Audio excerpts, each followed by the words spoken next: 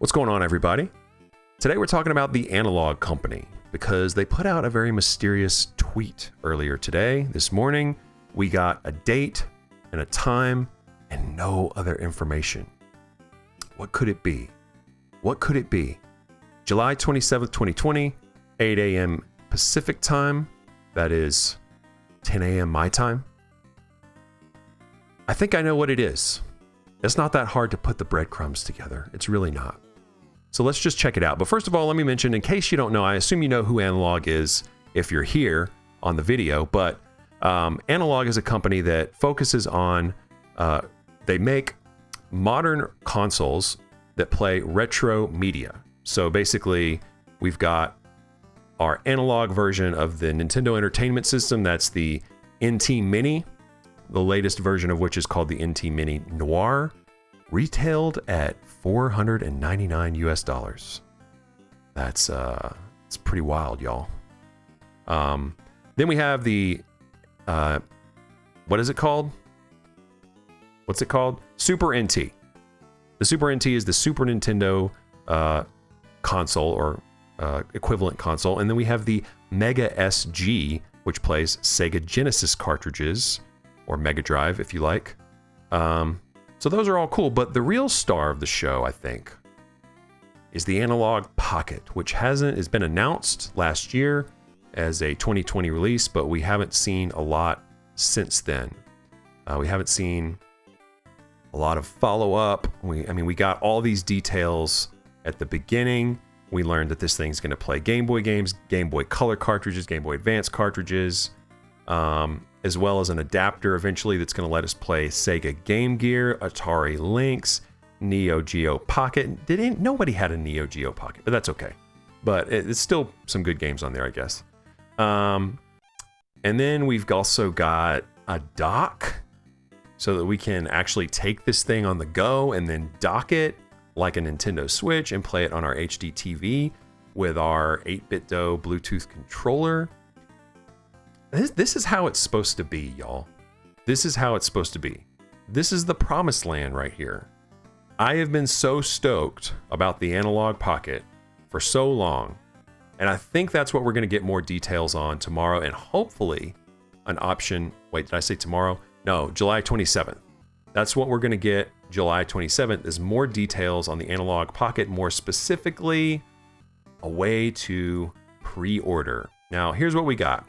We got this tweet at 9 a.m. this morning, and we got this 2 hours later. What do we have? We have footage of a Game Boy game. Now, why is this necessarily significant? Well, let's check out Analog's primary feed here.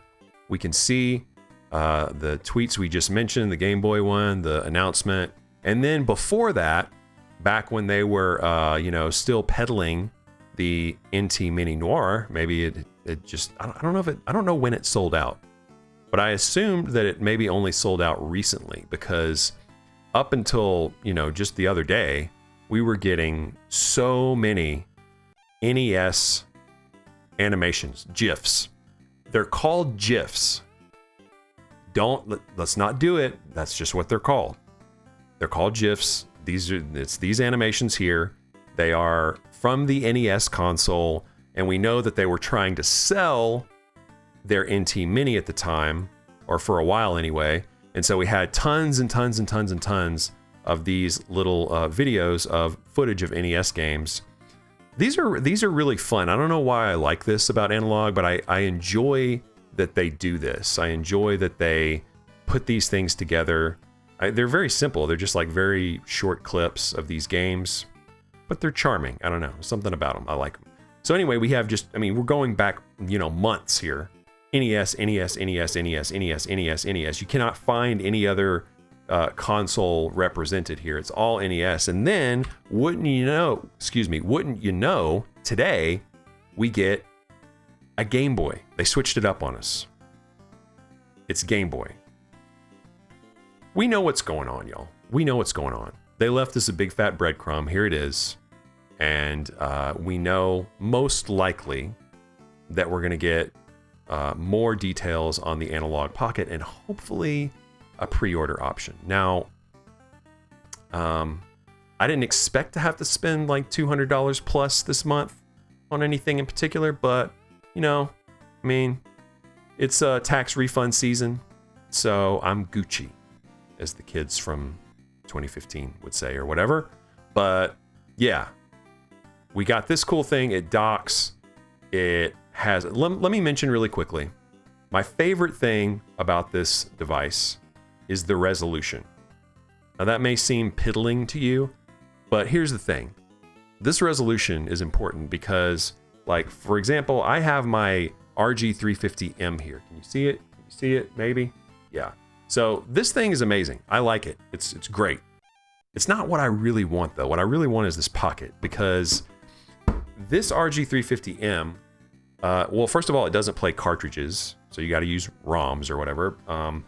And it also has low resolution, 480p, which may not seem that low for something this large, especially when you're talking retro games. But it is a big deal, because when you have all of these different consoles that you're trying to emulate or play on one device, which you've got totally here with the Analog Pocket, since it's playing different cartridges, then you need a very high resolution screen that can scale these other resolutions smoothly and crisply. So that's what we're talking here. That's the big deal. On this RG350M, when you play Game Boy Advance games, they're blurry. There's no way around it. Unless you want to play it in a tiny square in the middle of your screen, then they're just going to be blurry. Because you cannot scale at full screen without that being a problem. I mean, it does an okay job. The emulators on here do an okay job of like smoothing things out, but this is gonna basically eliminate that issue, in my opinion. This is going to offer a truly, truly high resolution that should make that a non-issue, and that's what I'm really pumped for. Oh, well, one of many things I'm really pumped for, but for me, that's like such a huge deal. And of course, we have the technology known as FPGA, which will basically, I guess I don't know all the technology behind it, but it's like hardware emulation. So it's not software emulation like this guy is.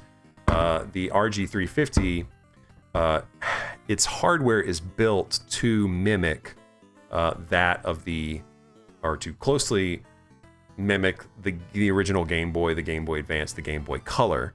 So basically it gets you a lot closer to a true original experience, a lot more closer than you would get with, you know, a software emulator like this.